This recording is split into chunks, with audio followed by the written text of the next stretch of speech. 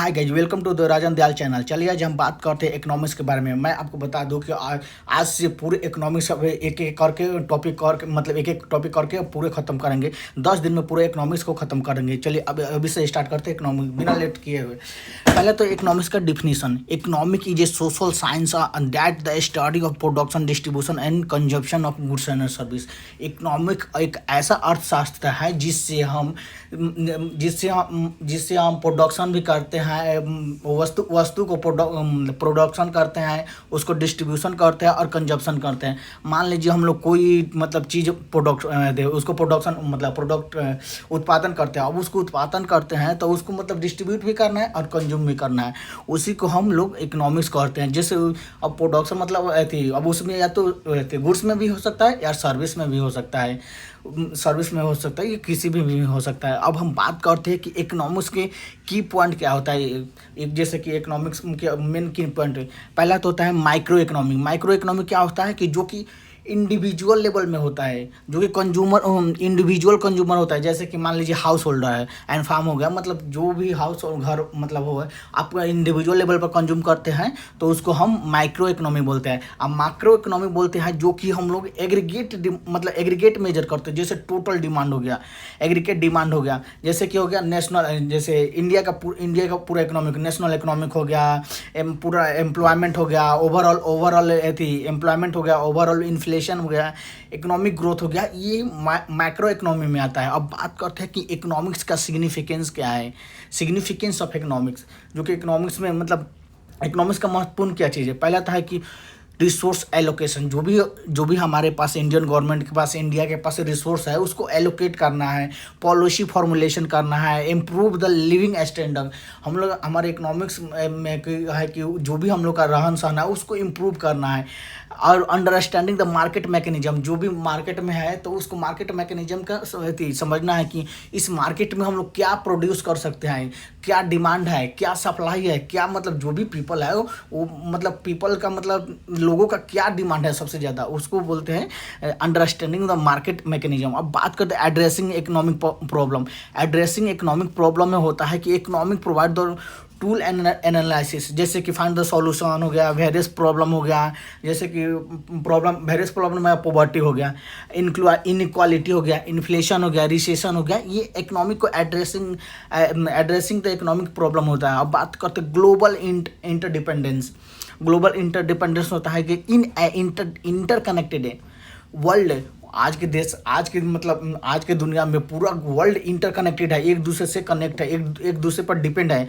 Economics help the understand the global trade. जैसे कि हम लोग ग्लोबल ट्रेड करते हैं, जैसे वर्ल्ड ट्रेड ऑर्गेनाइजेशन है उसके थ्रू हम लोग ग्लोबल ट्रेड करते हैं।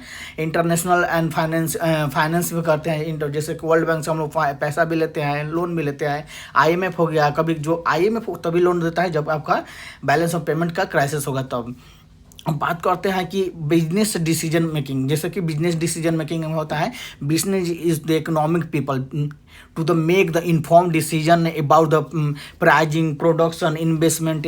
जैसे मान लीजिए कोई बिजनेस मेकिंग हो, जैसे मुझे मतलब किसी को कंपनी लगाना है, कोई प्लांट लगाना है, तो उसके लिए बिजनेस डिसीजन मेकिंग लेना चाहिए। उसके लिए मतलब पूरा करना है कि उसका प्राइस, प्रोडक्शन, इन्वेस्टमेंट, एक्सपेंशन, मतलब टोटल चीज़ मतलब क्या मतलब टोटल चीज़ को क्या क्या हो रहा है, मतलब उसको कैसे हैंडल किया जा सकता है, कैसे उसको किया मतलब इन्वेस्टमेंट किया जा सकता है। अब बात करते हैं कि personal financial planning. Personal financial planning में होता है individual can apply the economic principle. जैसे कि मैनेज करते हैं पर्सनल फाइनेंस होता है, जो इंक्लूडिंग होता है बजट। जब हम लोग कोई भी आदमी जब कंपनी लगाता है, कोई ऐसी करता है तो एक बजट बनाया जाता है, और जो कि सेविंग इन्वेस्टिंग एंड प्लानिंग, मतलब उस बजट के थ्रू हम लोग किसी चीज़ को प्लान करते हैं कि वहाँ पर हम इन्वेस्ट कर सकते हैं। हम अब बात करते हैं कि ये इन्वायरमेंटल सस्टेनेबिलिटी के बारे में, जिससे कि एक वर्ड है जो कि इसका इकोनॉमिक्स का सिग्निफिकेंस है। इन्वायरमेंटल सिग्निफिकेंस में होता है जैसे कि इकोनॉमिक्स हेल्प होता है डिजाइन, जैसे कि होता है कि डिजाइन हो गया, पॉलिसी हो गया, सस्टेनेबल डेवलपमेंट हो गया। जैसे ये नहीं कहा कि आपके पास मतलब पैसा आ गया तो आपके मतलब पेड़ काट के पूरा बड़ा मतलब रेथी लगा दीजिएगा, कंपनी लगा दीजिएगा, नहीं, वहाँ पर एक सस्टेनेबल डेवलपमेंट लगाना है। उसके साथ साथ भी मतलब इन्वायरमेंट को भी ध्यान में रख के मतलब इकोनॉमिक्स को भी बढ़ाना है और इन्वायरमेंट को भी ध्यान में रखना है। ये नहीं कि हाँ कि इकोनॉमिक्स के चक्कर में इन्वायरमेंट को लॉस कर दे। बात करते हैं social equality, social equity. Sorry, social equity में होता है इकोनॉमिक एक्सप्लोर करता है, जैसे कि डिस्ट्रीब्यूशन ऑफ वेल्थ, जो भी होता है डिस्ट्रीब्यूशन ऑफ वेल्थ हो गया, इनकम होगा, प्रोवाइडिंग द, जैसे कि मान लीजिए जो भी, जैसे हाँ इंडिया में जितने पीपल्स हैं उसको मतलब जो भी वेल्थ है, इंडिया के पास जो वेल्थ है उसको तुरंत डिस्ट्रीब्यूशन, जो वेल्थ एंड इनकम को डिस्ट्रीब्यूट करना जाता है, तो उसी में आता है जो सोशल इक्विटी में होता है।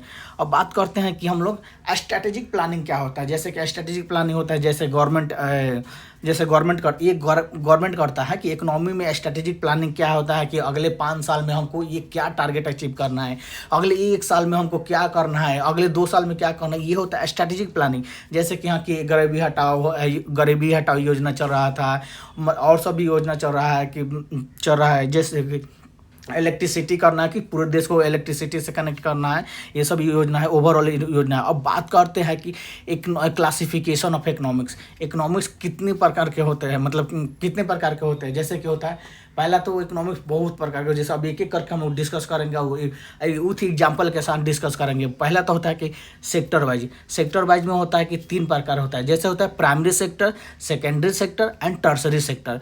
प्राइमरी सेक्टर में होता है कि जितने चीज़ हो जो कि नेचुरल से हार्वेस्टिंग किया जाए, जो कि नेचर से हार्वेस्ट किया जाए, उसको प्राइमरी सेक्टर किया जाए, प्राइमरी सेक्टर बोला जाता है। जैसे कि मान लीजिए एग्रीकल्चर हो गया, माइनिंग हो गया, फिशिंग हो गया, जो भी खेती करता है, जो भी मतलब नेचर से प्राप्त होता है, उसको प्राइमरी सेक्टर में मतलब काउंट करते हैं। अब बात करते हैं कि सेकेंडरी सेक्टर में होता है involve the manufacturing and construction.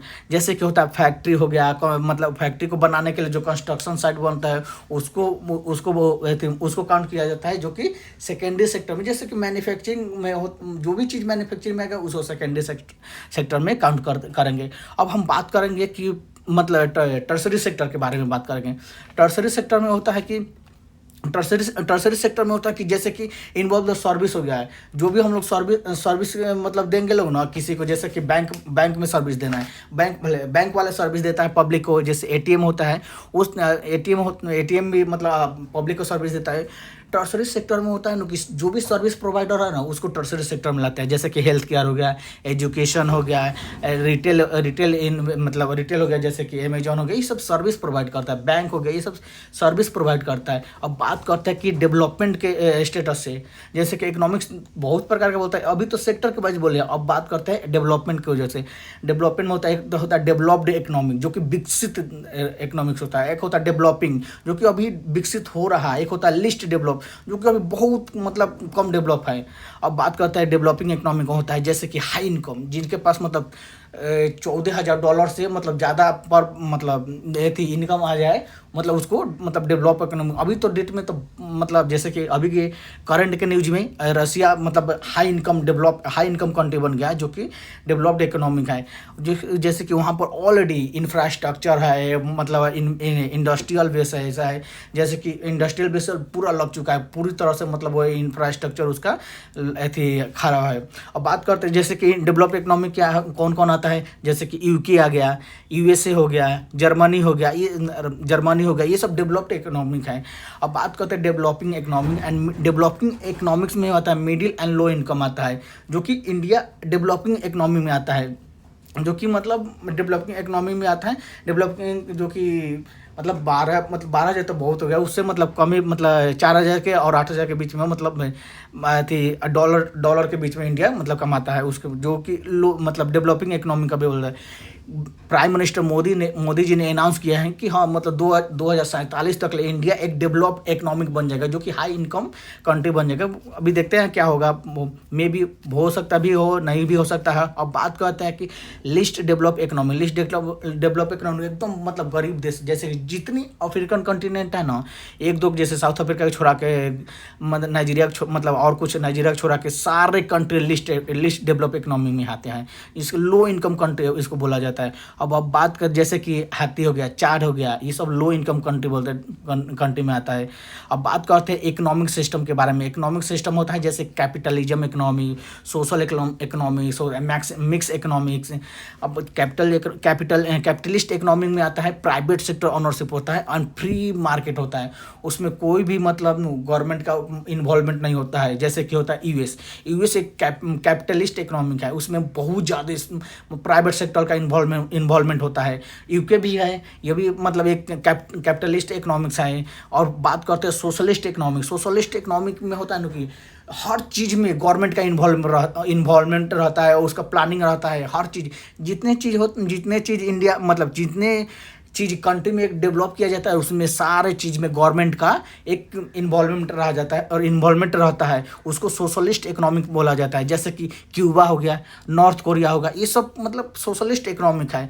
अब बात करते हैं कि मिक्स इकोनॉमी, जो कि कैपिटलिस्ट इकोनॉमिक भी है और सोशलिस्ट इकोनॉमिक्स है। मिक्स इकोनॉमिक्स में जैसे कंबाइन होता है, जैसे कि कुछ सेक्टर प्राइवेट सेक्टर के पास है, कुछ है कि स्टेट मतलब गवर्नमेंट के पास है। जैसे कि हो गया जैसे फ्रांस और इंडिया एक मिक्स इकोनॉमिक है, जो कि कुछ हिस्सा गवर्नमेंट का भी होता है और कुछ हिस्सा प्राइवेट का भी होता है। ये फुल्ली तरह से कैपिटलिस्ट इकोनॉमिक्स नहीं है, मगर आगे आने वाला में कैपिटलिस्ट इकोनॉमिक बनने जाएगा, क्योंकि अभी बहुत ज़्यादा इंडिया मतलब इंडियन गवर्नमेंट है जो डिसइन्वेस्टमेंट के प्रोसेस जो कर रहा है, मतलब लेके आ रहा है, जिसके कारण मतलब पर अभी फिलहाल मिक्स्ड इकोनॉमिक है इंडिया। अब बात करते हैं इनकम लेवल के हिसाब से जैसे कि हाई इनकम हो गया, मिडिल इनकम हो गया, लो इनकम हो गया, जैसे कि कंट्री हाई इनकम नेशनल, जैसे कि हो गया उसका gross national income per capita बहुत ज़्यादा हो, जैसे कि जापान का है, ऑस्ट्रेलिया का, इसका हाई इनकम कंट्री में आता है।